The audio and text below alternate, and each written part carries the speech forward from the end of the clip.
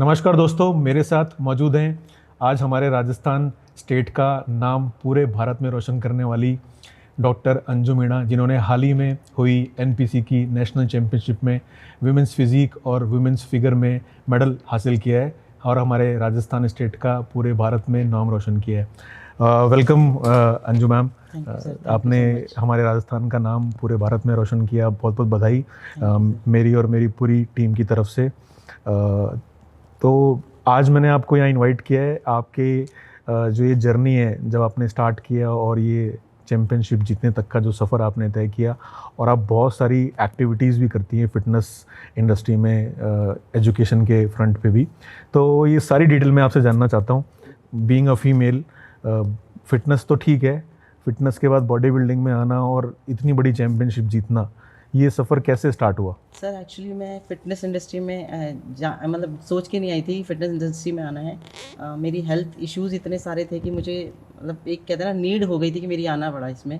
और सिर्फ एक अस्थमा एक डिज़ीज़ थी मुझे, जो कि कुछ टाइम तक तो क्योरेबल भी नहीं है, आप प्रिवेंट कर सकते हो उसको अपने आप को, लेकिन वो था कि थोड़े दिन तक तो मुझे रहा ठीक है ठीक है ठीक है, लेकिन एक टाइम पे आने लगा कि मुझे अस्थमा के अटैक आने लगे। और अस्थमा के अटैक आने के बाद डॉक्टर्स ने बोल दिया था कि आपको थोड़ा सा एक्सरसाइज शुरू करना ही पड़ेगा, अदरवाइज़ ये ब्रीदिंग प्रॉब्लम आपको लाइफ टाइम रहने वाला है। तो मैंने योगा से शुरू किया। पहला रामदेव की योगा जो हमारी कॉलोनी में गार्डन में होते थे, वहाँ जाना शुरू किया। पहले ब्रीदिंग शुरू की हुई, ब्रीदिंग के साथ साथ धीरे धीरे मेरा थोड़ा सा लेवल अप हुआ। लेकिन उसी बीच में जब मैंने 2015 की बात है, सेकेंड बेबी जो मेरा कंसीव किया, और वो उस अस्थमा के चलते ही मेरा मिसकैरेज हुआ फर्स्ट 2015 में। और वो मिसकैरेज के बाद मेरे पूरे हार्मोन डिस्टर्ब हो गए, और हार्मोन डिस्टर्ब होने की वजह से पूरा पीरियड साइकिल डिस्टर्ब हुआ। मेंटल हेल्थ तो बिल्कुल डाउन हो ही चुकी थी, इमोशनल हेल्थ बिल्कुल पूरी तरह से चली गई थी। और उसके बाद में मतलब फिजिकल हेल्थ कहो तो स्ट्रेंथ नाम के ज़ीरो एक स्ट्रेंथ थी मेरी बॉडी में, कुछ भी नहीं था। और फैमिली का एक जो एक कहते हैं ना प्रेशर और आ गया था ऊपर से, कि जो एक सेकंड बेबी आपको कंसीव करना था और वो नहीं हो पाया, तो अभी उनका प्रेशर एक पूरी तरह से मुझे हर किसी का सुनना भी पड़ रहा था। तो ये सोच के, और डॉक्टर ने बोल दिया था बेटा आपके जब हार्मोन इम्बैलेंस हो गए तो आपको करने के लिए पहले एक बार को अपने आप को बैलेंस करना पड़ेगा, उसके बाद ही आप प्लान कर सकते हो। तो मैंने थोड़ा थोड़ा अपना घर पे ही बॉडी वेट वर्कआउट शुरू किया। बॉडी वेट वर्कआउट के बाद में विद इन 1 ईयर मैंने फिर से सेकेंड बेबी कंसीव किया, और सेकेंड बेबी कंसीव करने के बाद फिर से वो मिसकैरेज हुआ। तो मेरे 2 मिसकैरेज हुए 2015 में, फिर से अगेन 16 में।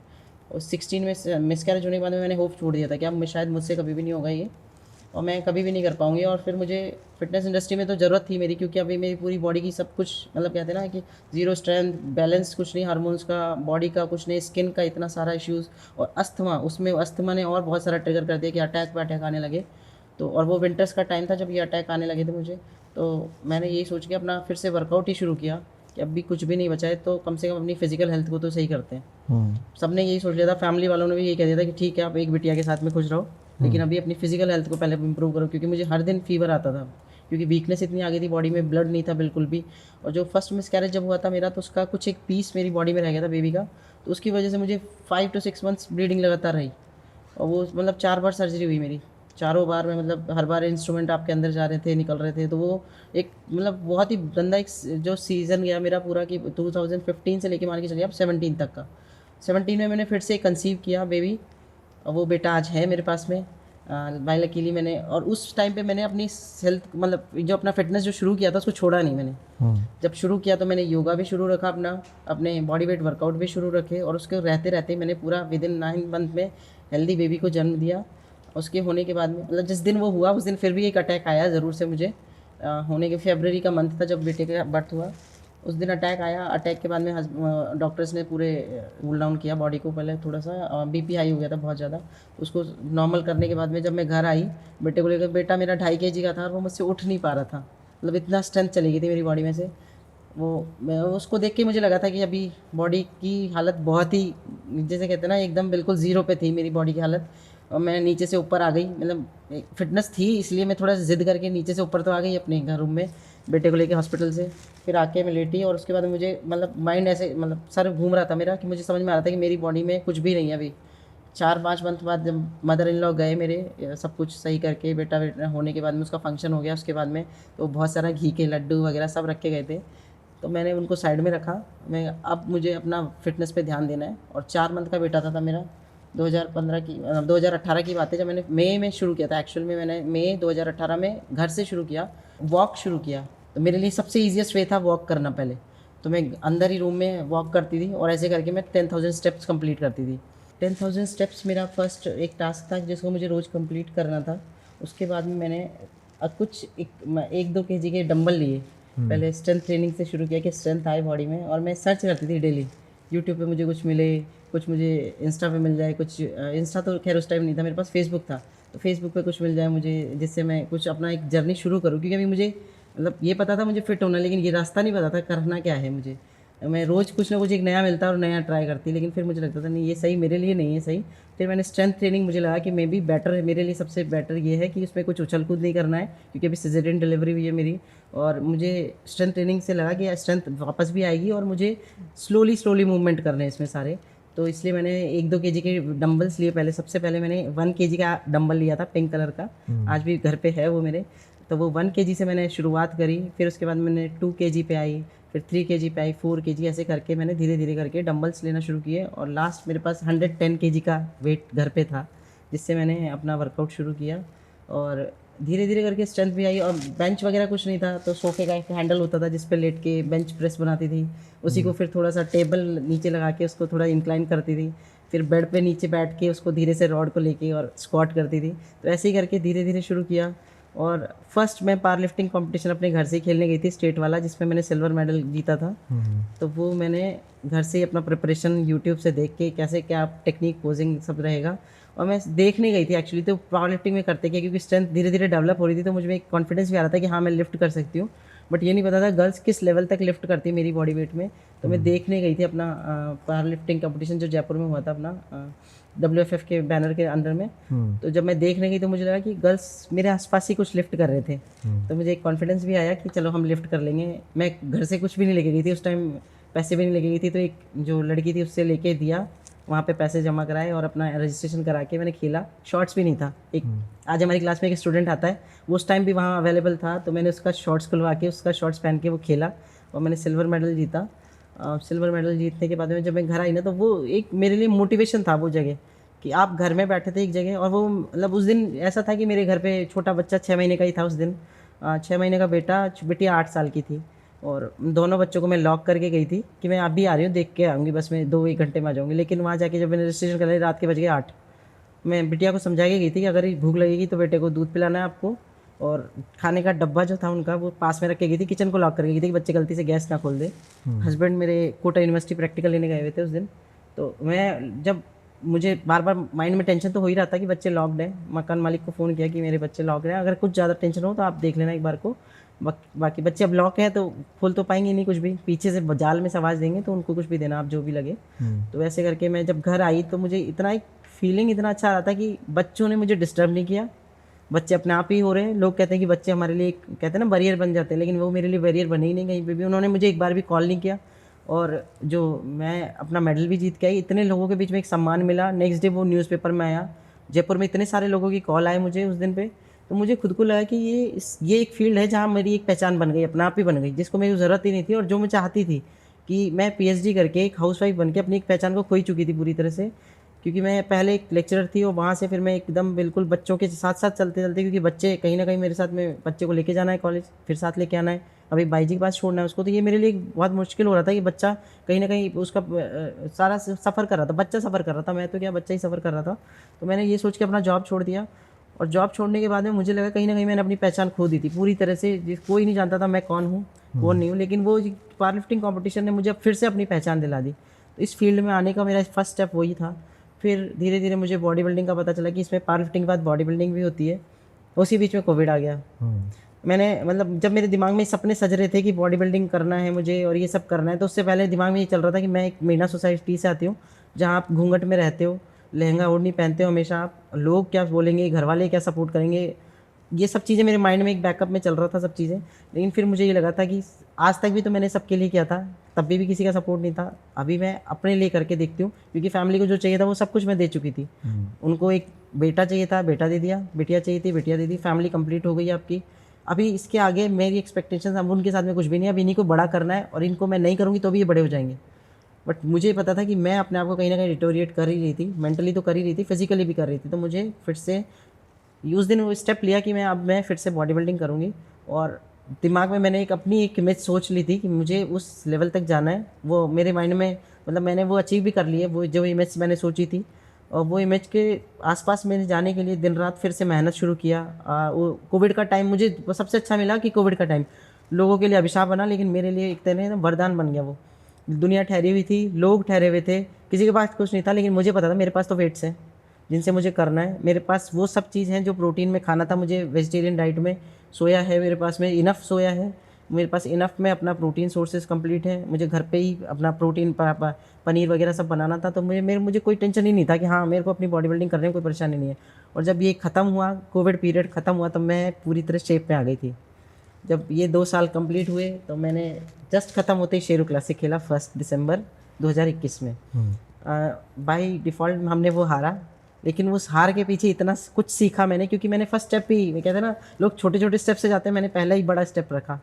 तो वो पहले बड़े स्टेप से, मतलब एक घर में बैठी हुई एक लड़की जो अपने स्टोर रूम में वर्कआउट करती थी, वो निकल के जाके आप मुंबई में जाके खेल रहे हो। मेरे लिए तो फर्स्ट सीढ़ी पे चढ़ना ही, जैसे कहते हैं ना, आप एक मेडल जीत गए हो उसके। और वो बिकनी पहन के, सबसे बड़ी बात है, आप हज़ारों की भीड़ को आप बिकनी पहन के फेस कर रहे हो। फर्स्ट स्टेप रखते ही एक बार को पैर लड़खड़ाया, लेकिन फिर मुझे वो सब चीज़ें याद आ गई कि मैंने क्या क्या सब चीज़ की है इसके लिए। फिर उसके बाद मैंने फ्लॉलेस वॉक किया, अपना अच्छा सा पूरा रूटीन किया। लोगों के मुंह पे मेरा टैग नंबर था कि मुझे जीतना चाहिए था। भाई लकी भाई, क्या कहते हैं, जैसे कहते हैं बदकिस्मती कहिए कि मेरा नंबर नहीं था टॉप 10 में, बट लोगों के मुंह पे मेरा टैग नंबर का नाम था। हमने उसके बाद बहुत कुछ सीखा, लेकिन उससे मैंने, और लेकिन हाँ मुझे पता था कि मैं बहुत ज़िद करके आई हूँ। घर वालों का बिल्कुल सपोर्ट नहीं था जब मैं बॉडी बिल्डिंग खेलने जा रही थी। स्पेशली मेरे हस्बैंड का बिल्कुल भी सपोर्ट नहीं था, कि उनको था कि आपने जब अपने आप को फिट कर लिया तो अब वापस से आप लेक्चरशिप में चले जाओ, ज़्यादा बेटर है। क्यों करना है आपको ये सब चीज़ें? आप फैमिली को देखते ही हो, फैमिली को भी सपोर्ट नहीं करेगी, फैमिली को लगेगा कि उनका नाक कटा दिया आपने क्योंकि आप बिकनी पहन के चढ़ रहे हो। और मतलब हमारी सोसाइटी में ऐसा ही है, राजस्थान में स्पेशली ऐसा ही है कि फीमेल्स एक ढकी सजी सवरी दिखती हैं तो उनको बहुत इज्जत वाली लगती है, और अगर आप बिकनी पहन के चल रहे हो। लेकिन मेरे दिमाग में ये था, मेरे गेम का एक कॉस्ट्यूम है, इसकी मैं बहुत इज्जत करती हूँ, मेरे लिए सिर्फ ये गेम का कॉस्ट्यूम है, इसके अलावा कुछ भी नहीं है। तो मैं उसको बस सर से लगा के रखती हूँ आज भी। जब भी मुझे जाना होता है मैं पहले भगवान के आगे रखती हूँ, उसके बाद खुद पहनती हूँ। तो मेरे लिए बहुत इज्जत की बात थी। मुझे पता ही था इनको कुछ भी नहीं पता है, इसलिए कुछ भी बोलेंगे, और मुझे पता ही है क्या चीज़ है मेरे लिए। घर से निकली तो कोई फाइनेंशियल बैकअप नहीं था मेरे पास, कोई सपोर्ट नहीं था घर से, उन्होंने मना ही कर दिया था कि मैं कुछ सपोर्ट नहीं करूँगा। फैमिली में पेरेंट्स को बोला मैंने, मुझे खेलना है। मदर ने बहुत सपोर्ट किया, मदर ने फिर फादर को समझाया, और फादर ने मुझे फाइनेंशियली पूरी तरह से सपोर्ट किया। हम खेलने गए, और स्पेशली अमिताभ सर का बहुत सपोर्ट रहा मेरे पास में। उन्होंने मुझे मुंबई लेके गए, खिलाया, अपने घर पे रखा, मेरा पूरा डाइट का ध्यान रखा, और हम खेल के वापस से मुझे छोड़ के भी गए अपने घर पे। और मैं जब आई तो मुझे ये पता था मेरे घर के गेट अब शायद हमेशा के लिए बंद हो जाएंगे, क्योंकि आप हार गए हो। आके मैं बहुत हिम्मत करके मैं घर पे आई। उसके 10 दिन बाद मैंने मतलब सर्च कर लिया था कि 10 दिन बाद कोई भी नेशनल कंपटीशन जो हो रहा है मुझे खेलना ही है। नेशनल कंपटीशन था गोवा में, अक्रम क्लासिक जो कंपटीशन था, फर्स्ट कंपटीशन था जो मैंने जीता, और दोनों ही कैटेगरी जीती, और फर्स्ट इंडिया की बॉम्बशेल कैटेगरी मैंने जीता। वो क्योंकि मसल मास बहुत ज़्यादा आ गया था अभी, मतलब बिकनी गर्ल से थोड़ा हाई हैवी था मेरा मसल मास। तो हमने बॉम्बशेल कैटेगरी जो इंडिया में फर्स्ट टाइम पे आई थी वो हमने जीता, और वो मेरा फर्स्ट नेशनल कंपटीशन था जो मैंने जीता। और उसके बाद में मान लीजिए कि मेरे वो ट्रैक जो होता है ना अपने आप ही बनता चला गया कि अब मुझे ये खेलना है, ये खेलना है, और मुझे किसी को बोलने की ज़रूरत भी नहीं थी, क्योंकि अभी एक फाइनेंशियल बैकअप भी अपने आप से धीरे धीरे जोड़ने लग गया था। और जयपुर में लेके आ गए थे जो एएसएस अकेडमी अपना हमने लॉन्च किया अमिताभ सर के साथ में। तो यहाँ से थोड़ा सा हमारा फिर फाइनेंशियल बैकअप भी थोड़ा सही हुआ, और एक मेंटल सपोर्ट भी सब लोगों का मिलने लग गया। अब लोगों का अप्रूवल, मेरे फैमिली को एक कहते हैं ना एक पॉजिटिव सपोर्ट मिल रहा था लोगों के अप्रूवल से, कि हाँ अब ये जो कर रही है वो सही कर रही है। अब इससे फिर क्या हुआ, फैमिली में से हस्बैंड का भी सपोर्ट मिलने लगा, मम्मी पापा भाई जो भी, मैं अब तक मेरे फेसबुक पे इंस्टाग्राम पे ब्लॉग थे, क्योंकि जब मैंने शुरू किया था सारे रिलेटिव्स को ब्लॉक किया था, क्योंकि मुझे पता था यही मेरी टांग खींचने वाले सबसे पहले। क्योंकि ये जब अगर इनको कुछ भी हर्ट होगा ये मुझे हर्ट करेंगे, और ये इनका हर्ट करना मुझे सबसे ज़्यादा लगेगा, क्योंकि अपनों का ज़्यादा लगता है, दूसरों को किसी का भी नहीं लगता। तो मैंने उन सबको ब्लॉक किया था, इधर इवन मेरे छोटे ब्रदर को, बड़े भाई को, सबको ब्लॉक किया था। तो वहाँ से फिर मैंने धीरे धीरे क्या एक एक को अनब्लॉक करना शुरू किया कि अब लोग देखें आप कर क्या रहे हो। भैया ने, सब ने, मतलब बड़े ब्रदर का तो बिल्कुल शुरू से ही सपोर्ट रहा, बट छोटे भाइयों ने अब सपोर्ट करना शुरू किया। अब वो अपनी वाइफ को दिखाने रहे थे कि हाँ ये सही कर रही है जो कर रही है, क्योंकि अब आप गलत मत बोलो इसको जो भी कर रही है, क्योंकि आज इसने हमारा नाम बहुत ऊपर ले आया है। तो ऐसे करके अभी हमने 2022 तक अपना एक पूरा प्लान बनाया, कैलेंडर बनाया कि हमें ऐसे ऐसे खेलना है। इस बीच में हम पूरे 15 मान के चलिए 15 नेशनल और स्टेट चैंपियनशिप हमने लगातार जीती। फिर उसके बाद में फर्स्ट जो हारने के बाद जो हमने सीखा उससे हमने लगातार 15 चैंपियनशिप जीती। उसके बाद में मैंने ब्रेक लिया, एक ब्रेक लेके उसी बीच में मैंने पावर लिफ्टिंग भी साथ साथ खेलते रही। मैंने दोनों गेम एक साथ चलाई, पावर लिफ्टिंग भी खेला, बॉडी बिल्डिंग भी खेला। कहते हैं लोग बाग कि बॉडी बिल्डिंग में कटिंग में आपकी स्ट्रेंथ चल जाती है, बट नहीं, आपके माइंड से आती है स्ट्रेंथ, जो भी आती है आपके माइंड से आती है। बाकी सब चीज़ें साथ साथ में चलती हैं। आपकी बॉडी का स्ट्रेंथ थोड़ा ही रहता है, आपका मेंटल स्ट्रेंथ सबसे ज़्यादा काम करता है। तो मैंने स्ट्रॉन्ग वीमेन ऑफ जयपुर की ट्रॉफी भी जीती इसी बीच में, अपना पावर लिफ्टिंग के गेम जीते। और अब बॉडी बिल्डिंग में मान के चलिए हमने फिर उसके बाद में पूरे 15 जीतने के बाद में हमने जून लास्ट 2022 जून में ब्रेक लिया, ऑफ किया, और उसके बाद में हमने फिर से शुरू किया नवंबर में सिद्धांत जायसवाल सर के साथ में, IIBB प्रो सिद्धांत जायसवाल सर के साथ में अपना ट्रेनिंग शुरू किया। और अब हमारा प्लान था सिर्फ ओलंपिया स्टेज पे चढ़ना। सिर्फ यही एक टारगेट था हमने जो उनको दिया कि अब मुझे सारे जितने जीतने थे लोकल नेशनल सब जीत लिया, अब हमें सिर्फ एक शेरू क्लासिक जो हारा है वो वापस जीतना है। तो हमने एक पूरा फिर से प्लान किया, और प्लान के अकॉर्डिंग अभी हम NPC की नेशनल चैम्पियनशिप जीत चुके हैं। और एज़ पर अगले वीक में हमारा शेरू क्लासिक है, जिसके लिए हम पूरी प्रिपरेशन कर रखे हैं। तो अंजू मैम, मुझे एक बात बताइए, ये जो आपने इतनी जर्नी इतने सालों की इतने शॉर्ट में हमें समझा दी, मेरे तो अभी भी रोंगटे खड़े हो रहे हैं। ये इतनी हिम्मत लाते कहाँ से हो आप? सर सब माइंड से आती है, और मुझे पता है कि अगर छोड़ दिया ना तो वो उसके पीछे की लाइफ बहुत ही ख़राब थी। मुझे पता है उसको छोड़ने से कुछ भी नहीं होने वाला है, चलते रहेंगे तो बहुत कुछ होने वाला है। और ये इतनी सारी चीज़ें, जैसे आप अकेडमी भी है, अकेडमी में स्टूडेंट्स को मैनेज करना, खुद लेक्चर देना, अपनी प्रेप करना, पैरेलली स्टूडियो मैनेज करना, फिर ट्रैवल करना, सोशल लाइफ भी थोड़ी सी होती है, सोशल रिस्पॉन्सिबिलिटीज़ भी होती हैं। तो आप अभी जैसे जो आपका प्लान है, जो मुझे दिख रहा है कि आप वो ओलंपिया स्टेज को विज़न में लेके आप सब चीज़ें कर रहे हो, तो अभी आप कैसे इन सबको मैनेज कैसे कर रहे हो? ये फैमिली, पर्सनल जो प्रेपरेशन है वो, देन ट्रैवलिंग, और क्लाइंट्स को हैंडल करना, स्टूडेंट्स को हैंडल करना। मतलब मुझे पता है कि अगर आप जब कोई एकेडमी रन करते हो ना, तो बच्चे आपको रात को 2 बजे ही मैसेज करते हैं कि सर वो उसमें क्या होगा, वो कैसे होता है। तो वो सब चीज़ें होती होंगी, आप तो कैसे मैनेज कर रहे हो इन सब चीज़ों को? बिल्कुल सर, मेरे पास एक बहुत बड़ा सपोर्ट है अमिताभ सर का, जो ये मेरे बैक साइड में सारी चीज़ें संभालते हैं। मैं नहीं हूँ तो मेरी एकेडमी संभालेंगे, मैं नहीं हूँ तो मेरा काम संभालेंगे, मैं नहीं हूँ तो मेरे क्लाइंट संभालेंगे, मैं नहीं हूँ तो मेरे साथ ट्रैवल भी करेंगे वो, ऑनलाइन क्लासेस भी लेंगे वो। मेरा फूड हुआ, मेरा ट्रैवल का हुआ, मेरा आना जाना रहना, मेरा टैनिंग हुआ या मेरा डाइट हुआ, वहाँ पे बाहर जाके अननोन जगह पे मेरी डाइट जो भी हुआ वो सब सर देखते हैं। तो मेरे लिए एक बहुत बड़ा सपोर्ट है अमिताभ सर का, जो कहते हैं ना कि आपके साथ में टॉर्च भी नहीं कहोगे आप, एक कहते हैं ना एक लाठी पकड़ के चलने वाला एक सहारा है आपके पास में। सबसे बड़ा सपोर्ट वही है मेरे पास में, जो कहते हैं मतलब कंपटीशन में मेरे लिए एक फादर का जैसा सपोर्ट रहता है उनका, कि वो मेरे लिए छोटी छोटी चीज़ें, मतलब अगर किसी ने डाइट में नमक भी मिला दिया तो वो पहले खुद टेस्ट करके देखते हैं, फिर वापस बनवाते हैं अगर गलती से मिल गया है तो। वो चीज़ें मेरे साथ में बहुत सारी सपोर्ट रहता है उनका, तो इसलिए वो मैनेज भी हो जाती है। और ट्रैवल में बच्चे भी मेरे बहुत सपोर्टिव है सच कहूँ तो, क्योंकि जैसे उनको पता चलता है मेरा नेशनल कंपटीशन है, वो 2 वीक पहले से प्लानिंग कर लेते हैं कि हमें इस वीक में क्या करना है। मतलब छोटा बेटा भाई मेरा इतना हैबिचुअल हो गया कि लास्ट टाइम जब मैं जा रही थी तो बोलता है यस मुझे पार्टी करनी है। मतलब वो इतने ज़्यादा हैबिचुअल हो गए, क्योंकि अभी 6 मंथ से जब मैं उसको छोड़ना शुरू किया, बहुत पैम्पर करके रखने से हम बच्चों को वीक बनाते हैं। आप एक बार खुला छोड़ते हैं ना तो वो जीना सीख जाते हैं अपने आप से। तो वही चीज़ हुई मेरे बच्चों के साथ में, कि मैंने जैसे ही उनको खुला छोड़ा वो अपने आप से अब जीना सीख गए। उनको पता है कि हमारी मम्मी नहीं है तो हमें क्या खाना है, क्या क्या नहीं खाना है, कहाँ जाना है और कहाँ नहीं जाना है। इवन वो स्कूल भी चले जाते हैं अपने आप से तैयार होकर। लास्ट टाइम जब मैं फर्स्ट गोवा गई थी खेलने तो वो स्कूल भी जाता था, तब स्कूल भी शुरू किया था, तो वो अपने आप स्कूल भी जा रहा था, आ भी रहा था, अपना होमवर्क भी कर रहा था, सब कुछ हो रहे थे उसके। तो कभी कभी हमें लगता है कि एज ए मदर हम अपना आपको खुद ही रेस्ट्रिक्ट करते हैं कि नहीं हमारे बच्चे हो गए, अभी हमने सब कुछ छोड़ के अपने आप को फैमिली में डाल दिया है। फैमिली को एक लेवल तक ही आपकी ज़रूरत होती है, अगर आप बिल्कुल डाल देते हो तो फैमिली फिर आपको यूज़ करती है ज़्यादा। वही चीज़ होती है कि आप फिर उनके आदत में बन जाते हो, वो आपके ऊपर डिपेंड हो जाते हैं। और जब आप नहीं हो तो वो आपके ऊपर डिपेंड नहीं होते, खुद पे डिपेंड रहते हैं वो। अभी मेरे बेटे को ये भी पता है कि उसको अपने कपड़े खुद धोने होते हैं, तो वो मशीन में अपना आप ही डालता है, बिटिया के साथ चलवा लेता है, अपना आप ही धुलवा लेता है, खुद सब कुछ पता है उसे क्या करना है। तो यही चीज़ होती है, हम अपने आप को खुद ही उस चीज़ में डाल देते हैं। बच्चे मेरा बहुत सपोर्ट करते हैं, फैमिली बहुत सपोर्ट करती है, मेरे पेरेंट्स बहुत सपोर्ट करते हैं। मैं नहीं हूँ तो वो बच्चों के पास आ भी जाते हैं और उनको पूरा संभाल भी लेते हैं। और अगर नहीं भी आना हो रहा है तो वो फ़ोन से पूरा कनेक्टेड रहते हैं, तो साथ में देखते रहते हैं। बाकी जो अपना एकेडमिक रन है वो पूरा बच्चे, हमारे स्टूडेंट्स भी बहुत सपोर्टिव है सच कहूँ तो जो कहते हैं ना हमारे साथ बहुत सारा सपोर्ट है, स्टूडेंट्स का भी मान के चलिए, अमिताभ सर का बोलिए, फैमिली का बोलिए, बच्चों का बोलिए। मैं तो ये कहूँगा ये सपोर्ट है नहीं, ये सपोर्ट आपने अर्न किया है। और है ना, जो आपने पिछले पास्ट में इतने सालों में जो आपने एफर्ट्स किए, ये एफर्ट्स का ना आपको प्राइज़ कह सकते हैं, ये आपकी मेहनत है जो अब सपोर्ट मिल रहा है। एक मैं और सवाल पूछना चाहता हूँ आपसे जैसे जब आप टीचर थे वो वाली लाइफ की, सुबह उठ के जाना है, लेक्चर देना है ना, और बहुत सारे बच्चे बैठे हैं सामने, बिल्कुल डिफरेंट, बिल्कुल अलग ही, मतलब दुनिया अलग है वो। बिल्कुल और ये बॉडी बिल्डिंग सब कुछ डिफरेंट है, आप बहुत डिसिप्लिन में रहते हो, है ना, आपको खाना बिल्कुल टाइम पे खाना है, ट्रेनिंग बिल्कुल प्रिसाइजली करनी है। तो कैसा एक्सपीरियंस है, क्या डिफरेंसेस है दोनों लाइफ में? सर जब कॉलेज लाइफ में थी तो ये मान के चलिए सुबह मुझे लेक्चर के लिए प्रिपेयर होना है। एमएससी को पढ़ाती थी, एमएससी बायोटेक्नोलॉजी को मैं पढ़ाती थी। तो एमएससी के बच्चे मतलब मुझसे भी बड़ी हाइट के बच्चे, तो उनको पढ़ाने के लिए आपको पूरा अच्छे से प्रिपेयर होना पड़ेगा, पूरा स्टूडेंट लेक्चर वगैरह पूरा प्रिपेयर करना, वो साड़ी पहनना, वो जाना, फिर पूरा पूरा वो मेकअप करके, वो जो एक कहते हैं ना एक सदी लेक्चर की जैसे ही जाना है, लेक्चरर की जैसे ही जाना है आपको।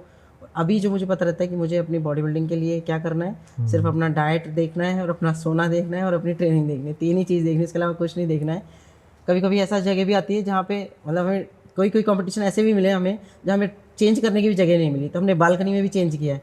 तो अभी वो चीज़ तो दिमाग से निकल ही नहीं गई है, बिल्कुल लगता है कि हाँ हमें स्टेज पे दिखना है और स्टेज पे जाके अपना पूरा परफॉर्मेंस देना है। तो वो विद इन जो 5 मिनट में जो अपना सब कुछ दिखाना है वो दिखाना ही है। चैंपियंस माइंडसेट होता है ना, कि आपको बस वही दिखता है। आप यकीन नहीं मानेंगे, हम एनपीसी के जब भी ये लास्ट जो शो गया, मैं जस्ट पहुंची हूँ 2:30 बजे और मेरा कॉल आउट भी हो रहा है, हील्स हाथ में है, ड्रेस पहना ही नहीं है, मतलब उसके ऊपर मैंने गाउन भी पहना हुआ है। चलते चलते ही वो गाउन खोला है, वो भागते भागते वो सैंडल पहनी है और स्टेज पे चढ़ी हूँ मैं। और जस्ट मतलब मेरे पहले एक टर्न हो चुका है उन बच्चों का, 3 लड़कियां जो खड़ी थी उनका एक टर्न हो चुका है, उसके बाद में मैं उनके साथ शामिल हुई, फिर से वो टर्न हुआ है और पहुंचते के साथ ही मतलब अनाउंसमेंट हो रही है और सब चीज़ हो रही है। तो इतना मतलब बॉडी बिल्डिंग कभी कभी ऐसा भी होता है कि आपको रोड पे चलते चलते ही खोलने पड़ते हैं कपड़े। तो वो मैं पूरा रेडी होके गई थी कि बिकनी पूरा पहना हुआ था, ऊपर से गाउन डाला और भागते, अभी लड़के भी देख रहे हैं कि आपने खोल दिया है रोड पे, लेकिन खोल दिया तो खोल दिया क्योंकि आपका कॉल आउट हो रहा है। तो वो खोल के तुरंत चढ़े हम स्टेज पे और स्टेज पे चढ़ते ही हमने मेडल जीते अपने। तो वही जो हमारे गेट कीपर था वो बोल रहा था सबसे लेट आए और गोल्ड मार के जा रहे हो आप। तो वो तैयारी जो आपकी अगर रहती है ना, वो बैक साइड जो आपने तैयारी करी ना, वो आपको चैंपियन बनाती है, बाकी कुछ भी चीज़ मैटर नहीं करती उसके बाद में। मैडम मुझे और बताइए आपका एक्सपीरियंस, जैसे जो आपका फैमिली बैकग्राउंड है, जो सोशल जिस सोसाइटी से आप आते हो, वहाँ पे पूरा ना आपको मतलब ढक के घूंघट निकाल के और वो पैर छूना और सब कुछ करना, तो कितना चैलेंजिंग था ये? वैसे तो आपने मुझे बताया, पर थोड़ा सा और हाईलाइट करें। शुरू में जब मैंने ये वेट ट्रेनिंग का ही मान के चलो, जब वेट ट्रेनिंग शुरू किया था, मेरे जैसे इन लॉज आने वाले थे तो मुझे वो छुपा के रखने पड़ते थे वेट्स, और कभी कभी वो देख भी लेते थे, तो मैं ये कहती थी आपका बेटा करता है ये, और मैंने उनको भी समझा दिया था कि कभी बोल मत देना कि ये मैं करती हूँ। तो वो ये चीज़ शुरू में क्योंकि दिमाग में था ही नहीं कि ये कर सकती है क्या, और वो उनको ही समझाया हुआ था कि आपका बेटा करता है इनसे। एक बार ही पता चला था उन्हें कि उन्होंने बोला ये करता कौन है इन सबसे, क्या करते हो आप इनका? तो मैंने बोला आपका बेटा करता है इनसे वर्कआउट। तो बोले ठीक है। अभी उन्होंने कुछ भी एक सवाल भी नहीं किया है, लेकिन धीरे धीरे जैसे मेरी सिस्टर इन लॉ आई, फिर उनको पता चलने लगा कि मैं वर्कआउट वगैरह करने लगी हूँ, तो उन्होंने अभी पूरी फैमिली में बता दिया है कि भाभी जी वर्कआउट करते हैं और वेट से करते हैं वर्कआउट। तो अभी फैमिली में एक इश्यू बन गया था, क्यों करना है ये, क्या करना है आपको, आपको तो बच्चे संभालने थे, फैमिली संभालनी थी, पेरेंट्स का भी यही। अभी गांव जा रहे हो तो आपको वो स्टेप्स तो कंप्लीट करने, कैसे करोगे? अभी गांव में आप चूड़े के ऊपर वो घड़ी नहीं पहन सकते, जो आपका जो ऐसा वॉच है, तो वो मैं फिर पैर में पहनती थी, क्योंकि अभी मेरे लिए तो वो टारगेट सेट था कि आपको 10,000 स्टेप्स करने, और नहीं होगा तो मेरे दिमाग में फिर वो गिल्ट आएगी, क्योंकि मैं घर से कह के ही जाती थी कि मेरी चीज़ें डिस्टर्ब नहीं होनी चाहिए, मैं घर जाऊँगी लेकिन मेरे वर्कआउट के लिए 1 घंटा ज़रूर देना। तो उसके लिए मैं सुबह 4 बजे उठती थी, 4 बजे उठ के अपना बॉडी वेट वो जो भी वर्कआउट है वो सब करना है। पायल साइड में खोल के रखती थी, वो छन छन छन छन करती थी, इसलिए साइड में खोल के रखना है, अपनी चूड़ियाँ खोल के रखना है, पहले वर्कआउट करना है, फिर वही पूरा ड्रेसअप होना है, पैर में घड़ी पहनना है, और फिर जा करके सबके सामने रहना है। दिन भर कोशिश मेरी पूरी रहती थी, मैं जितना चलूँ उतना सही है, क्योंकि उनको पता ही नहीं है मैंने पैर में घड़ी पहनी है और मुझे वो टारगेट कंप्लीट करना है। तो मैं कोशिश ये करती थी कि अपनी ऐसे करके। और अब मैंने पिछले एक मतलब लास्ट होली पे मैं लास्ट दिवाली पे मैं घर गई थी, उसके बाद अभी तक गई नहीं हूँ, क्योंकि मेरे लिए टारगेट सेट हो गया था ओलंपिया का। और घर जाने के बाद मुझे पता है कि नॉनवेज नहीं खाते हमारे घर पे, वेजिटेरियन सोर्सेज में वो कंप्लीट नहीं हो पाती हमारी डाइट इतनी ज़्यादा, तो इसलिए मैं अभी घर पे ही नहीं गई हूँ। अब कोशिश है कि हमारा जब शेड्यूल क्लासिक कंप्लीट होगा उसके बाद ही जाऊँगी। और वो मतलब बहुत खफा भी है मेरे इन लॉज कि आए नहीं हो, आपको परवाह नहीं है मेरी, बट मुझे पता है कि मुझे परवाह है, लेकिन इस गेम की मुझे बहुत ज़्यादा परवाह है जिसने मेरी परवाह की है। मैम और जैसे जो आपकी जर्नी रही उसमें ठीक है, फिज़िकल जो आपने ट्रांसफॉर्मेशन किया वो तो इम्पोर्टेंट है ही, रहा ही।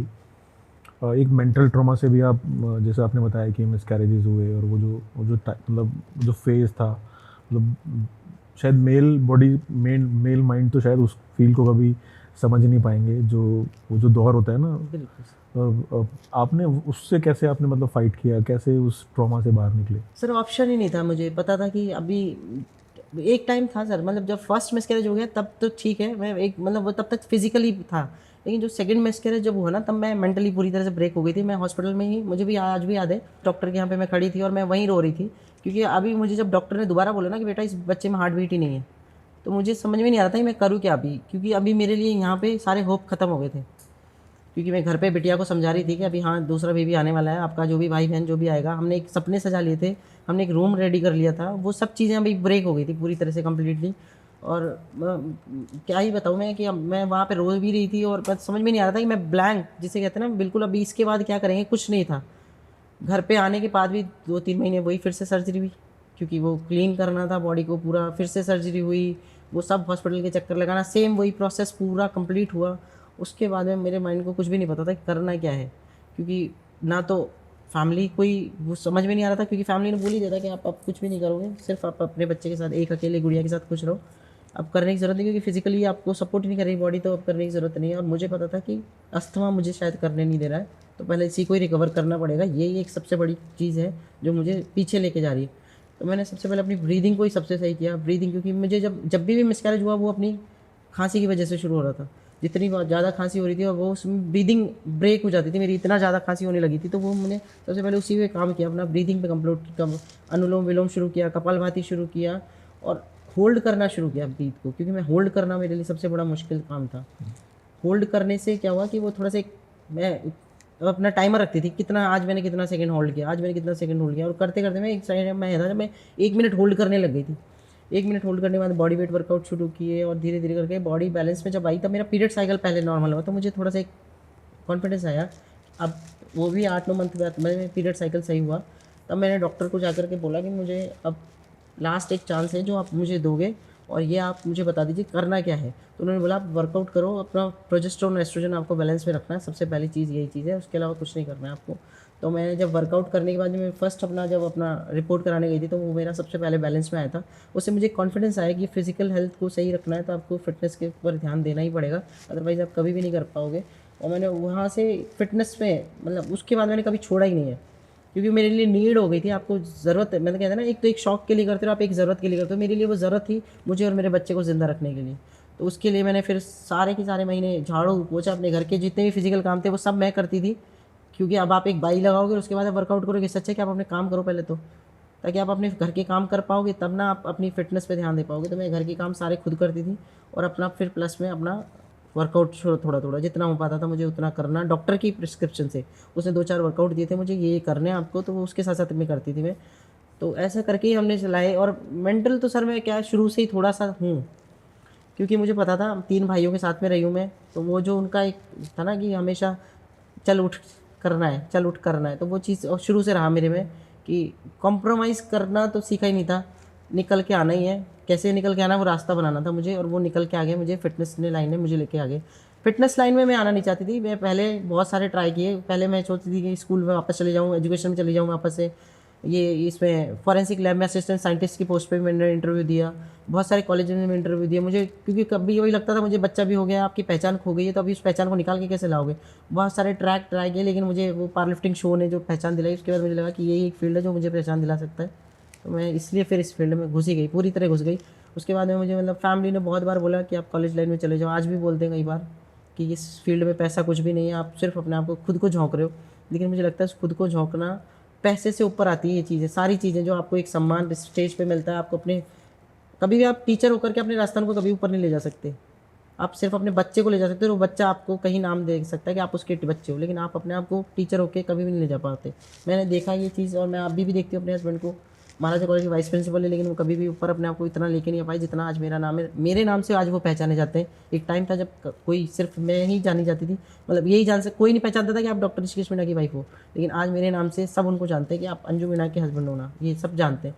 तो ये चीज़ बहुत बड़ी चीज़ होती है, आपने अर्न की है जो ये चीज़, तो ये फील्ड ने मुझे बहुत बड़ी पहचान दिलाई। आज बहुत जितने भी कंपटीशन होते हैं मैं जाती हूँ, मैं लोगों को नहीं जानती, लोग मुझे जानते हैं। तो ये इस फील्ड ने दिया है जो मैं इसकी रिस्पेक्ट करती हूँ और हमेशा करूँगी, क्योंकि इस फील्ड को मैं कभी भी नहीं छोड़ सकती। जी कहते हैं ना, जीना यहाँ मरना यहाँ, बस वो चीज़ है, खून में ही बस गया। एक दिन भी ट्रेनिंग नहीं करो तो गिल्ट आने लगता है, एक दिन भी डाइट सही से नहीं हो तो गिल्ट आने लगता है। मतलब हाँ ठीक है, फ्लेक्सिबल है, बट हम वापस से आते लौट के यहीं पे ही है। और जैसे आपकी स्टोरी तो इतनी इंस्पायरिंग है और शायद आपने बहुत सारी फीमेल्स को मोटिवेट भी, इंस्पायर भी किया होगा फिटनेस में आने के लिए, अपनी हेल्थ को सुधारने के लिए। जिस तरह से आप अपनी बॉडी को फिज़िकली और मेंटल ट्रॉमा से आप बाहर आए, आपने जो बेबी फैमिली प्लानिंग होती है वो भी आपने मैनेज किया, आपने स्टेज पे परफॉर्म भी किया, मेडल भी आपने हासिल किया। तो जो हमारी राजस्थान की नहीं कहूँगा मैं, तो अब पूरे इंडिया की कहूँगा कि जो ऐसी लड़कियां हैं जो मतलब जो थोड़े एस्पिरेंट है कि हाँ फिटनेस में जाना चाहिए, पर वो थोड़े झिझक है जिनके अंदर कि यार कैसे जाएं, फैमिली और सोशल ये सोसाइटी, तो उनके लिए क्या मैसेज देना चाहते हो? मैं सारी फीमेल को एक ही मैसेज देना चाहूँगी कि आपको अपना गोल टारगेट सेट करना चाहिए। आप एक शौक के लिए फिर फिटनेस को, अगर आप मतलब रन करना चाहते हो, अगर शौक के लिए करना चाहते हो तो ये शौक की तरह ही आपको भी पे बैक करेगा। और अगर आप इसको जी जान से अगर अपना साथ में रखना चाहते हो तो ये आप उसको फिर अपना 100% देना पड़ेगा आपको। इसमें आपको अपनी फैमिली, सोशल स्टेटस सबको ध्यान में रखना पड़ेगा, लेकिन आप सबसे पहले खुद को प्रायोरिटी पे रखिए, अपनी हेल्थ को प्रायोरिटी पे रखिए, क्योंकि हेल्थ है तो आपके पास सब कुछ है चीज़ें। और ऐसा नहीं है कि हम कोई अपना कहते हैं ना एक नुमाइश करने जाते हैं, ऐसा कुछ भी नहीं है इसमें कि आपको लगता होगा कि बॉडी बिल्डिंग शो एक नुमाइश का शो है। ये लोगों की गलत सोच है। आपको अपने अपने बॉडी बिल्डिंग की एक रिस्पेक्ट रखनी है तो आपको इसको गेम की तरह ही शो करना पड़ेगा अपने आप को। आपको हर दिन आपको ट्रैक पे रखना पड़ेगा, हर दिन आपको डेडिकेशन के साथ में अपना वर्कआउट करना है, अपना डाइट रखना है। अपनी फैमिली को आपको खुद को समझाना पड़ेगा कि आप कोई गलत नहीं कर रहे हो, कोई किसी के साथ में आप नुमाइश नहीं करने जा रहे हो, आप सिर्फ अपने गेम के लिए खेलने जा रहे हो। जैसे एक स्विमिंग के कॉस्ट्यूम होता है, ऐसे कि हमारे इस गेम का कॉस्ट्यूम है ये, बस इससे अलावा नहीं है कोई। स्विमिंग आप साड़ी में कूद के नहीं कर सकते हो कि साड़ी में कूद के आप स्विमिंग कराओगे, उसके लिए अपना एक कॉस्ट्यूम होता है। और बॉडी बिल्डिंग के लिए अपना एक कॉस्ट्यूम है जिसकी आपको इज्जत करनी पड़ेगी और लोगों को भी करनी पड़ेगी। लोग करते भी हैं। मैं टचवुड कहूँगी कि आज तक मुझे किसी भी लोग ने कभी भी किसी भी टाइम पे गलत नहीं बोला इस चीज़ के लिए। आज लोगों का बहुत सपोर्ट है, चाहे राजस्थान का हो, चाहे इंडिया का हो, चाहे कहीं भी कहिए। तो ये लाइफ टाइम चलने वाला गेम है, इसको उसी तरह से लीजिए, कभी शॉर्टकट मत अपनाइए किसी भी चीज़ के लिए। और मैं सच कहूँगी, फीमेल्स को जितने भी ट्रेनर्स जो ये अब्यूज़ कराते हैं ना, ये बिल्कुल भी बंद करें, सबसे बड़ी भी चीज़ है। क्योंकि फीमेल्स आने से डरती इसलिए, ट्रेनर्स को कुछ नॉलेज नहीं है। सबसे बड़ी बात है, हमारी इंडस्ट्री में सारे ट्रेनर्स को एजुकेट होना पड़ेगा कि फीमेल बिकनी एथलीट्स को रत्ती भर भी किसी भी सप्लीमेंट्स की ज़रूरत नहीं है। ये जितने भी एंड्रोजेनिक्स हैं इनकी किसी की ज़रूरत नहीं है। सप्लीमेंट्स, वे प्रोटीन हुआ, फिश ऑयल, कैल्शियम, प्रोटीन, वही सप्लीमेंट्स की ज़रूरत होती है, बस इसके अलावा किसी की भी ज़रूरत नहीं होती है। क्योंकि फीमेल्स जितनी भी हैं वो अनमैरिड गर्ल्स हैं, उनको इस चीज़ की बिल्कुल ज़रूरत नहीं है। क्योंकि फैमिली प्लानिंग में सबसे बड़ा इशू आता है इसके साथ में, और इसी के लिए लड़कियां डरती हैं आने के लिए। तो ट्रेनर्स को हमारे ट्रेन होना पड़ेगा कि आपको फीमेल्स के साथ किस तरह से, मेल अलग होते हैं, फीमेल अलग होती है, आप मेल और फीमेल को एक साथ ट्रीट करते हो। और उसके बाद में फीमेल्स के साथ में बहुत सारा हेयर आ रहा है, बहुत सारी वो सारी चीज़ें बहुत सारी और चलती हैं उनके साथ में। तो मैं नहीं चाहती कभी भी ऐसा फीमेल्स के साथ में हो। मैं खुद कोशिश ये रहेगी हमारी कि हम जितनी भी फीमेल्स हो उनको सपोर्ट करें। राजस्थान जिम एसोसिएशन के साथ भी मैं ये कोशिश करूँगी कि एक फ़ीमेल ज़रूर होनी चाहिए इसमें, जहाँ शो हो वहाँ पे भी होनी चाहिए, ताकि आप फीमेल्स को टैनिंग कर रहे हो तो अभी बॉयज़ ट्रेनिंग करते हैं तो फीमेल्स के पेरेंट्स कभी भी अलाउ नहीं करते हैं कि आपको एक फ़ीमेल को टैन करेगा या फीमेल के साथ में एक सपोर्टर भी जाएगा तो वो एक मेल होगा। तो इसलिए पेरेंट्स भी डरते हैं इस चीज़ में। तो इस फील्ड में मैं चाहती हूँ कि एक अपर लेवल पे फीमेल्स रहनी चाहिए जो छोटे वाले बच्चों को अभी होल्ड कर सके।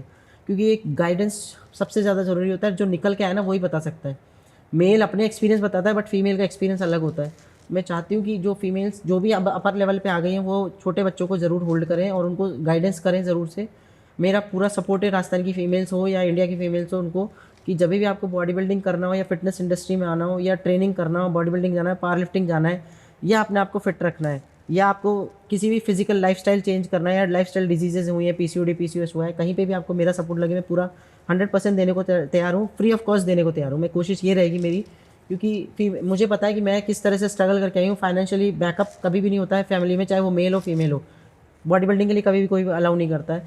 तो मैं कोशिश ये रहेगी कि मैं फीमेल्स को ज़रूर सपोर्ट करूँ जितना मुझसे हो पाएगा, और एजुकेट करें अपने क्लाइंट्स को, एजुकेट करें कि आपको सही में क्या चीज़ लेनी चाहिए, क्या नहीं लेनी चाहिए। कोई फैंसी डाइट पे ना जाए, स्टिक करें उसकी नेचुरल डाइट पे, जो वो खाता है उसी डाइट में से उसका डाइट को कैलकुलेट करके उसका डाइट बनाए, ताकि वो अडेयर कर पाए। नहीं अदरवाइज़ क्या, वो सस्टेनेबल डाइट नहीं होती तो लोग कुछ दिन करके छोड़ देते हैं, क्योंकि उनके लिए वो सस्टेनेबल नहीं है, वो उनके लिए फाइनेंशियली थोड़ा एक लोड पड़ जाता है, इसलिए छोड़ देते हैं। नॉर्मली यही चीज़ होती है। तो कोशिश ये करें कि उनकी नेचुरल डाइट से ही डाइट बनाएं और उनको नेचुरली वे में धीरे धीरे करके, फीमेल एथलीट को इतना ज़्यादा ज़रूरत ही नहीं है। राजस्थान में तो आ नहीं रही है क्योंकि हमारे यहाँ पे सपोर्ट नहीं है सोसाइटी का। तो सोसाइटी एक सपोर्ट करे, मेल जितने भी जिम में हैं वो सपोर्ट करें अपने जितने भी फीमेल्स क्लाइंट हैं उनको, ताकि लड़कियां अब निकल के आए, आ रही हैं लड़कियां निकल करके और एक बहुत अच्छे लेवल पे जा सकती है और राजस्थान को या इंडिया को बहुत एक अपर लेवल पे ले जा सकती है, क्योंकि हमारे पास इतना अच्छा जेनेटिक है कि लड़कियां किसी भी लेवल पे जा सकती है। मैं आज जहाँ भी खेलने जाती हूँ लोग कहते हैं कि आपका फॉरेन बॉडी जैसा एक जीन्स है, तो मैं कहती हूँ लड़कियों के पास भी है, राजस्थान की लड़कियों के पास है, हरियाणा की लड़कियों के पास है ये जीन।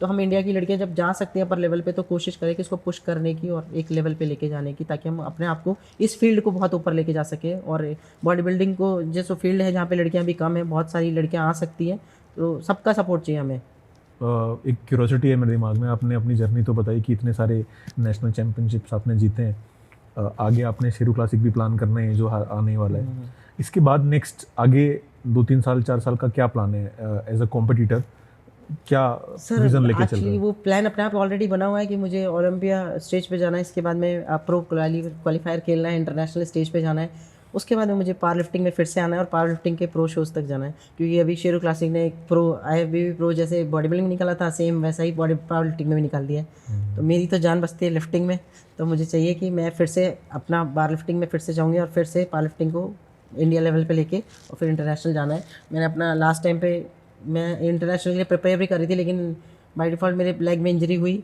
ऑपरेशन हुआ और उसकी वजह से डेड लिफ्ट करते हुए जब मैंने 160 kg लिफ्ट किया उसी टाइम पे ब्लर हुआ और पूरा कंप्लीट होने के बाद में इंजरी हो गई और इंजरी की वजह से ऑपरेशन हुआ और वो छूट गया। नहीं तो अदरवाइज़ हम लास्ट टाइम पे दुबई खेलने ही जा रहे थे, जर्मनी जा रहे थे हम एक्चुअली तो खेलने के लिए, तो वो फिर छूट गया। तो मैं कोशिश ये रहेगी कि जैसे ही मैं बॉडी बिल्डिंग वाला शो ख़त्म करने के बाद में पावर लिफ्टिंग में फिर से जाना और पावर लिफ्टिंग में खुद को फिर से ऊपर लेके आना है। तो ये कोशिश है, ये प्लान है पूरा। और अगर हम ओलंपिया में प्रो कार्ड जे लेते हैं तो प्रो क्वालिफायर के लिए फिर से वही कम्पीट करना है। तो ये जर्नी तो नॉन स्टॉप है, अनस्टॉपेबल चलने वाली है। बहुत बढ़िया, बहुत मज़ा आया आपसे बात करके, इतनी सारी बातें आपने बताई, इतनी इंस्पायरिंग और मोटिवेटिंग जर्नी है आपकी। मेरे तो अभी तक भी ऐसे वो गूज बम्प के वेव्स दौड़ रहे हैं अंदर अंदर। हम आशा करते हैं कि आप शेरू क्लासिक में भी मेडल लेके आएँ और इंटरनेशनल लेवल पे हमारे राजस्थान को और इंडिया को रिप्रेजेंट करें। कोशिश पूरी रहेगी सर, अपनी तरफ से पूरी कोशिश रहेगी। Thank you sir.